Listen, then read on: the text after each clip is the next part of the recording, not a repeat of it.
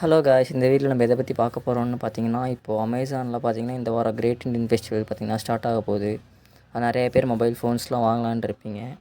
அது எப்படி debit card மூலிமா இஎம்ஐ போட்டு வாங்குறது, டெபிட் கார்டு எப்படி ஆக்டிவேட் செய்கிறது இந்த வீடியோவில் பார்க்க போகிறோம். வாங்க வீடியோக்குள்ளே போகலாம்.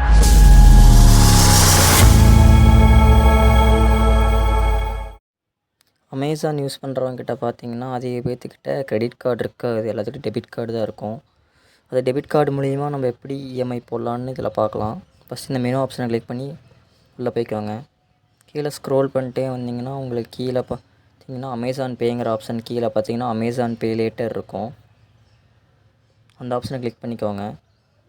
கிளிக் பண்ணிட்டு உள்ளே வந்தீங்கன்னா mail well you can check other options ஹியர்னு காட்டுவாங்க. அந்த ஹியருங்கிறத கிளிக் பண்ணிக்கோங்க. கிளிக் பண்ணிட்டு உள்ளே வந்துட்டிங்கன்னா உங்களுக்கு கீழே கிரெடிட் கார்டு இஎம்ஐ, அப்புறம் பஜாஜ் ஃபினான்ஸ் இஎம்ஐ, தேர்டாக பார்த்தீங்கன்னா நமக்கு டெபிட் கார்டு இஎம்ஐங்கிற ஆப்ஷன் இருக்கும்.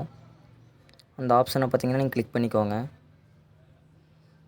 கிளிக் பண்ணிட்டு உள்ளே போனீங்கன்னா பார்த்தீங்கன்னா சில பேங்க்குக்கு மட்டும்தான் அமேசான்லேருந்து டெபிட் கார்டுக்கு எலிஜிபிள் கொடுத்துருக்காங்க. HDFC bank, Kotak Mahindra bank, ICICI bank. அதை நீங்கள் எப்படி எலிஜிபிள் பண்ணணுன்னு பார்த்தீங்கன்னா எஸ்எம்எஸில் போயிட்டு நீங்கள் இப்போது எக்ஸாம்பிளுக்கு கோட்டக் மஹிந்திரா பேங்க்கில் அக்கௌண்ட் இருக்குன்னா எஸ்எம்எஸில் போயிட்டு அங்கே கொடுத்துருக்க நம்பர் 65676788ங்கிற நம்பருக்கு டிசிஇஎம்ஐ ஸ்பேஸ் உங்கள் டெபிட் கார்டோட 4 டிஜிட் நம்பர், லாஸ்ட் 4 டிஜிட் நம்பரை நீங்கள் மெசேஜ் பண்ணால் நீங்கள் எலிஜிபிளாக இருந்தால் உங்களுக்கு எவ்வளோ அமௌண்ட் வேலிட் ஆகிருக்குன்னு அவங்க ரிப்ளை பண்ணுவாங்க. ஐசிஐசி பேங்க்குக்கும் பார்த்தீங்கன்னா அதே மாதிரி ப்ராசஸ் தான்.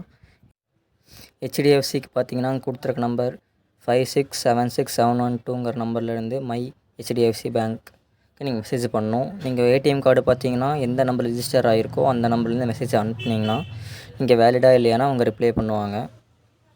மற்றபடி உங்களுக்கு டவுட் ஏதாச்சும் இருந்துச்சுன்னா கமெண்ட் பாக்ஸில் கமெண்ட் பண்ணுங்கள், நான் ரிப்ளை பண்ணுறேன்.